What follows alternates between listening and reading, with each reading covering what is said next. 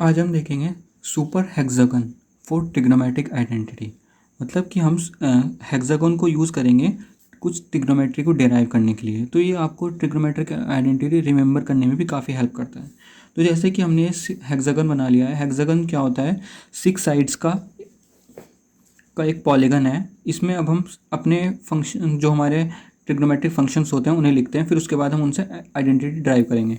तो सबसे पहले आपको स्टार्ट करना है टेन थीटा से और क्लॉकवाइज मूव करना है। उसके बाद sine theta and cos theta. जब आप ये लिख लेंगे तो आपको ये पता होगा, जब भी आप पढ़ते होंगे, कि इनके अपोजिट फंक्शंस क्या होता है। लाइक टेन थीटा का अपोजिट फंक्शन होता है कॉट थीटा, तो उस हिसाब से लिख देंगे। साइन थीटा का अपोजिट होता है cosec theta and cos theta का अपोजिट होता है सेक थीटा, यानी कि इन्वर्स एक तरीके से। अब जब आपने ये लिखा है तो इसकी हेल्प से अब हम कुछ फंक्शंस ड्राइव करेंगे।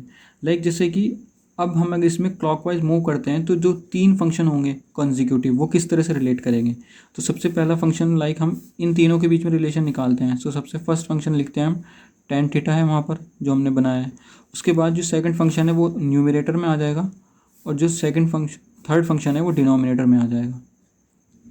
तो आप कोई भी 3 फंक्शंस को एक दूसरे के साथ रिलेट कर सकते हैं। लाइक हम अगर इसको रिलेट करेंगे तो यहाँ से हम लिख सकते हैं फर्स्ट फंक्शन क्या हो गया हमारा कॉट थीटा, सेकंड क्या है cosec theta upon sec theta. तो ये हमारी फर्स्ट कैटेगरी हो गई। कोई भी 3 फंक्शंस कॉन्जिक्यूटिव फंक्शन को अगर हम रिलेट करके लिखना है तो हम इस तरीके से लिख सकते हैं। अब सेकंड कैटेगरी क्या है? अगर हम ये वाले जो फंक्शंस हैं उन्हें इस तरह से रिलेट करें, लाइक ये फर्स्ट मतलब एक स्ट्रेट लाइन से, हॉरिजॉन्टल स्ट्रेट लाइन से, तो ये टैन और कॉट इससे रिलेट करेंगे और सेक और कॉसेक इससे रिलेट करेगा। तो इनमें क्या रिलेशन होता है? साइन और कॉस जो होते हैं इनके एंगल जो होते हैं वो 90 का सम होता है। मतलब हम कैसे लिख सकते हैं sine theta equals to cos 90 minus theta. Similarly हम लिख सकते हैं tan theta equals to, tan और कॉट रिलेट हैं, cot 90 minus theta. Sec theta equals to cosec 90 minus theta. तो ये हमारी सेकंड टाइप ऑफ आइडेंटिटी जो हमने इसकी हेल्प से डिराइव करी है। थर्ड आइडेंटिटी क्या है? इसमें जो डायगोनली अपोजिट फंक्शंस हैं उनकी प्रोडक्ट जो है वो 1 होगी। Like sine theta into cosec theta is 1, sine theta into cosec theta equals to 1 जो अपोजिट हैं।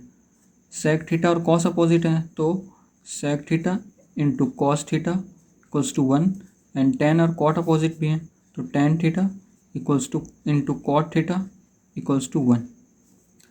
अब एक और कैटेगरी ऑफ आइडेंटिटी है जो हम सुपर हेक्सागोनल से ड्रॉ कर सकते हैं, उसे भी चेक करते हैं। लाइक मैंने एक और बार सुपर हेक्सागन ड्रॉ कर लिया, उसमें वापस उसी तरह लिखते हैं जो हमने sine theta cos theta cot theta cosec theta and sec theta जो हमने पिछली बार बनाया था उसी तरह हम बनाते हैं। बस इसमें एक चीज़ और है, इसमें आपको बीच में 1 इंक्लूड करना है। अब जब आप 1 इंक्लूड कर देंगे आपको इसमें ट्राइंगल्स बने होंगे, ये ट्राइंगल्स दिख रहे होंगे। तो इसमें जो साइन और कॉस वाला ट्राइंगल है, सबसे पहले इसको एक हमने शेड कर दिया। उसके बाद अल्टरनेट ट्राइंगल को हम शेड करना है, लाइक इसको शेड कर देंगे, इसको छोड़ देंगे, इसको छोड़ देंगे, इसको, ठीक है। अब उसके बाद आप देखिए क्लॉकवाइज अगर मूव करेंगे तो ये तीनों चीज़ एक दूसरे से कैसे रिलेट करेंगी। लाइक ये पाइथागोरिकली मूव करेंगी, मतलब पाइथागोरस एक तरह से यहाँ वैलिड होगी। लाइक सबसे पहले जो एरो हम इस साइड से स्टार्ट करेंगे, लेफ्ट साइड से, और इसे क्लॉकवाइज मूव करेंगे तो हमारा पाइथागोरस आइडेंटिटी बन जाएगी। लाइक सबसे पहले क्या होगा sine square theta, second function क्या है cos square theta equals to, इसके बाद थर्ड क्या आ गया 1। ट्राइंगल किस तरह से रिलेट हो रहा है। अब इस वाले ट्राइंगल में हम मूव करेंगे क्लॉकवाइज, बिल्कुल सेम जैसा एरो ये बनाया ऐसा ही हमने बनाया। उसके बाद क्या आ गया यहाँ पर 1, तो 1 का स्क्वायर कितना होता है प्लस। उसके बाद सेकंड फंक्शन क्या है कॉट स्क्वायर थीटा, किसके इक्वल आएगा या कॉसेक स्क्वायर थीटा के।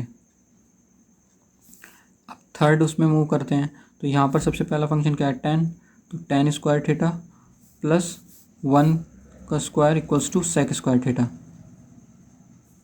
तो ये हमारी फोर्थ कैटेगरी हो गई। थर्ड हमारी ये थी। तो इस तरीके से हमने जो सुपर लैटिस की हेल्प से इतने सारे फॉर्मूले ड्राइव कर लिए। तो ये काफ़ी इंपॉर्टेंट है और काफ़ी अच्छी मेथड है to learn some of the trigonometric identity और to understand some trigonometric identity. तो आपको ये कैसी ट्रिक लगी इसको कमेंट बॉक्स में बताना मुझे। चलिए मिलते हैं फिर नेक्स्ट वीडियो में।